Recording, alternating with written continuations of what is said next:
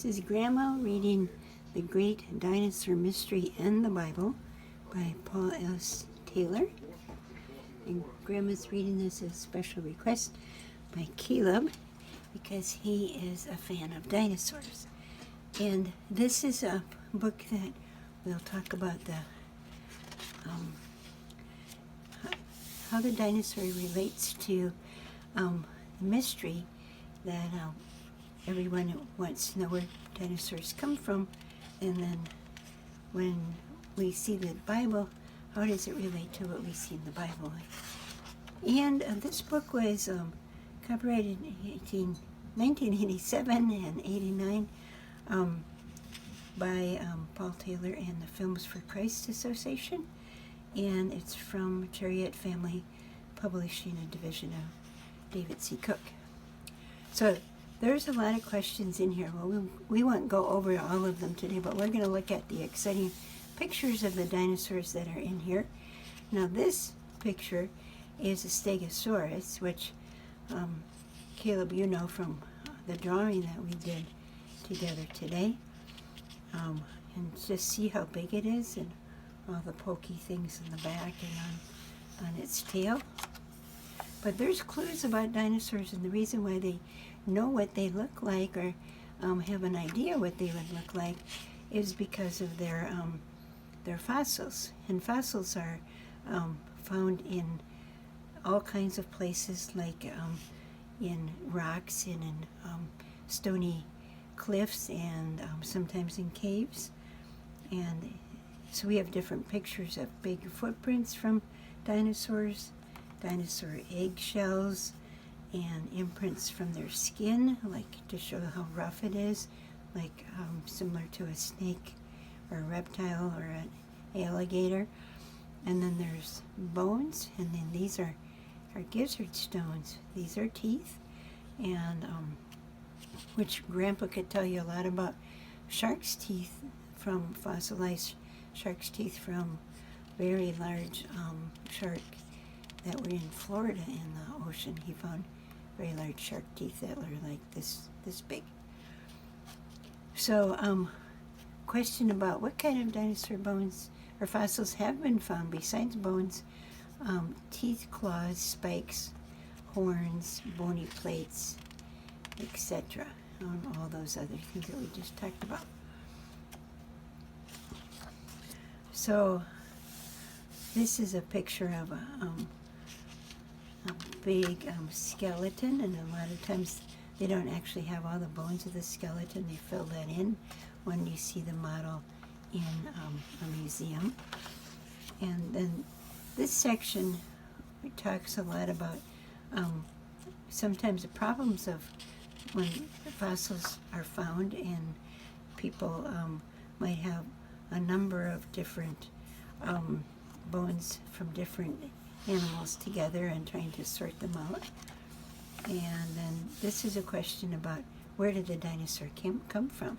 So the dinosaurs were created by God along with everything else in the world, in the creation. So it says in Genesis 1:20-25, God created all the animals. He made everything in the entire universe, people, stars, planets, and all there is. And that's also in Exodus and in John. So the question then is, well, is it in the Bible? So there's a reference here to Job 40. And now on this page we've got a great big dinosaur that's a brontosaurus, right? And they have it pictured with other animals, elephants and a hippopotamus, which you don't normally see in other books, right?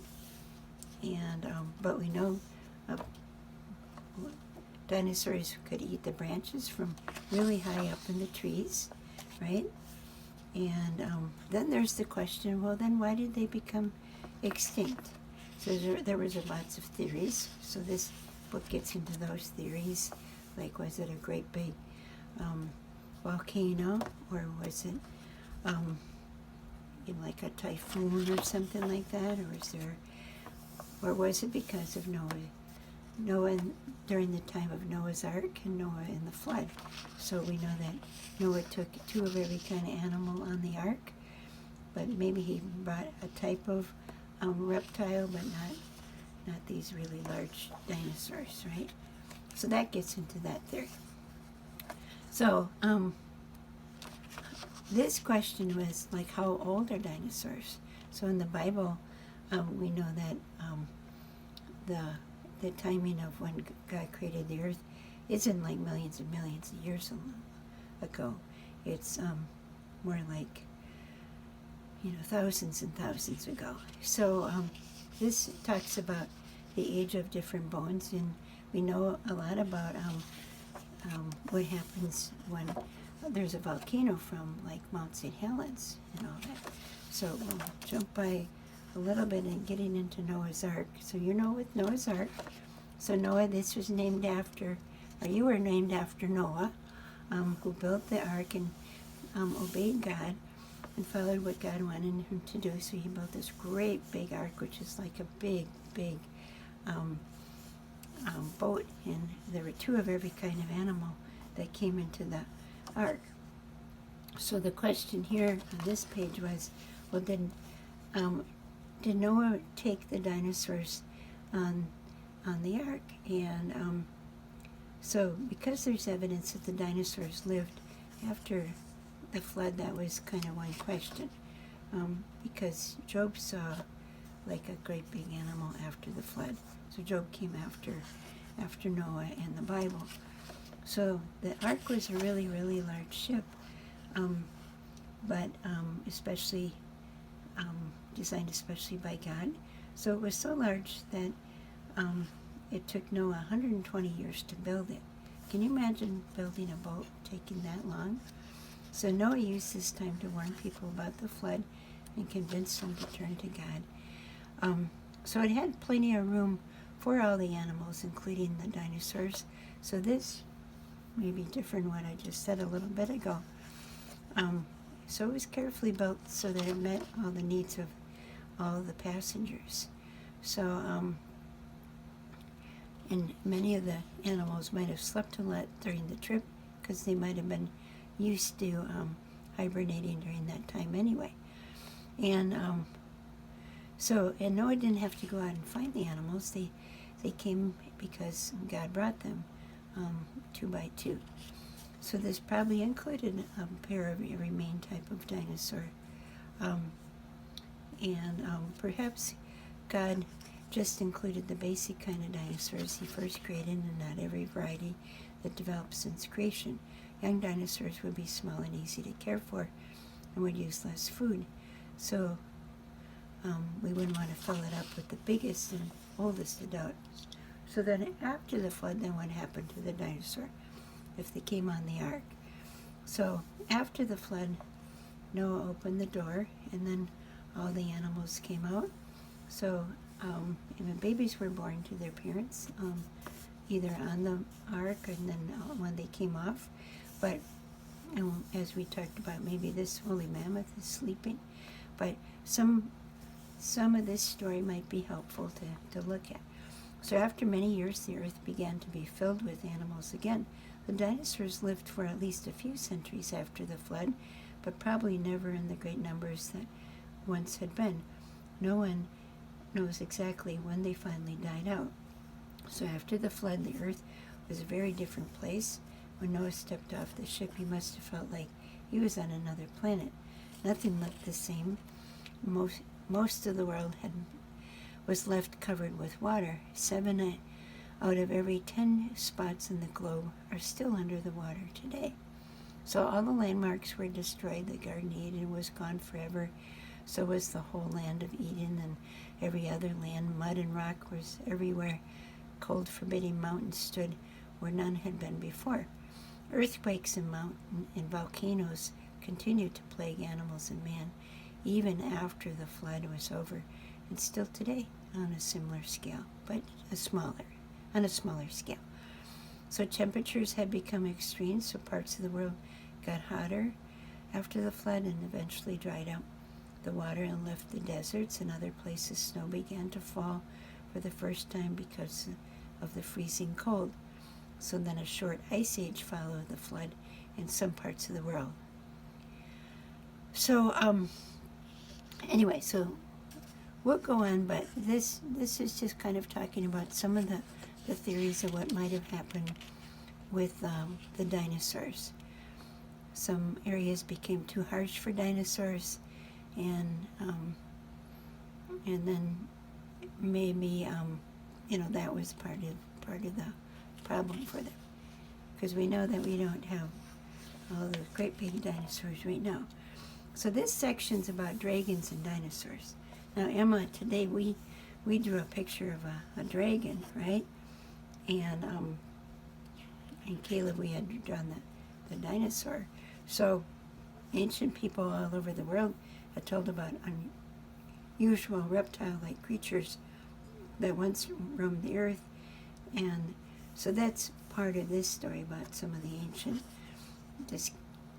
discussions from ancient people about what they call dragons. But I think there's one theory that maybe their dragons might have come from their memory of dinosaurs, and then, some of it turned into that discussion. So, because see the great big dinosaur down here?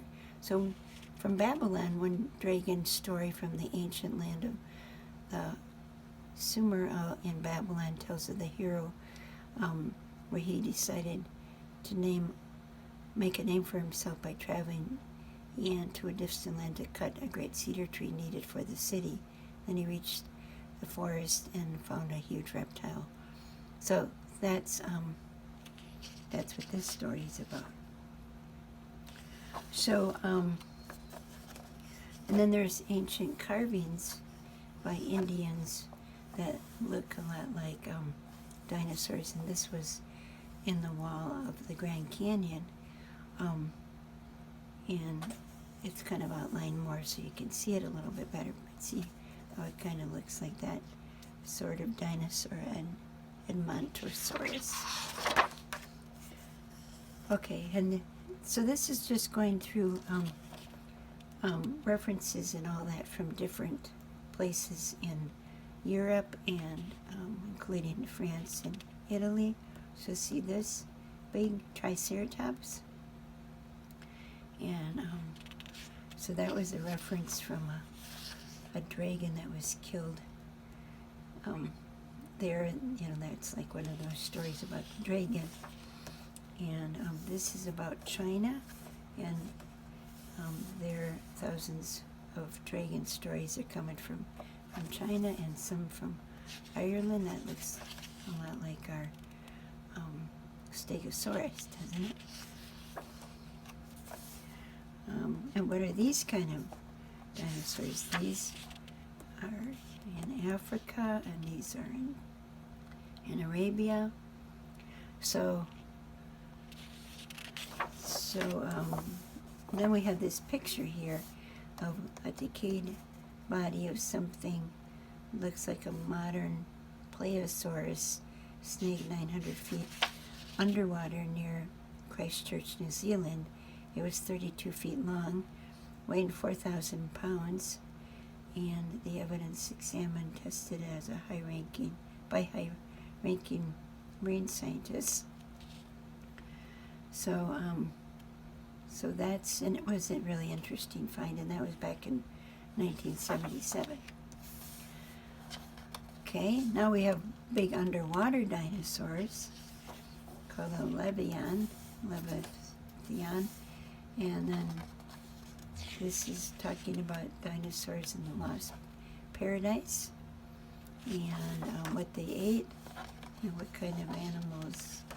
This is like a leopard attacking somebody, and this is a beaver attacking a tree, and then here's the dinosaurs in the Garden of Eden, and talking about the world after the flood.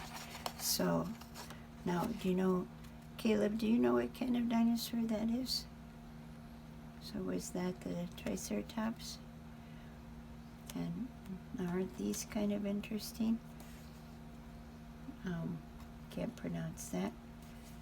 But paper thing, bone crest on their head.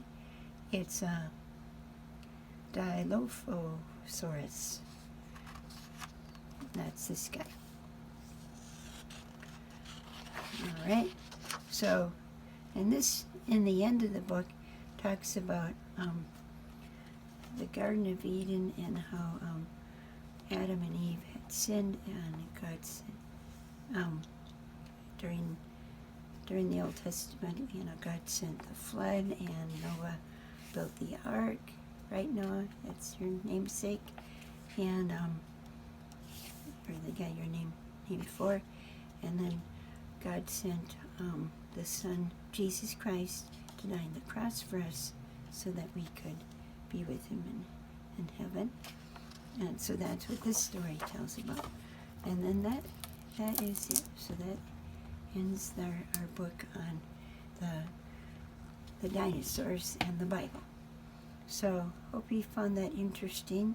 I know a lot of it is theory that people are still trying to determine, but I found it was fun dinosaur pictures to share with you. Caleb especially, because I know you like dinosaurs, and also Noah, because you're a fan of dinosaurs, and because we talked a lot about Noah's Ark, and Emma, because there's a relation of how does the dragon, legend of dragons, fit in with this. So thanks for listening again, and I love you, and have a good night's sleep, and I'm going to give you a big hug. Okay, good night.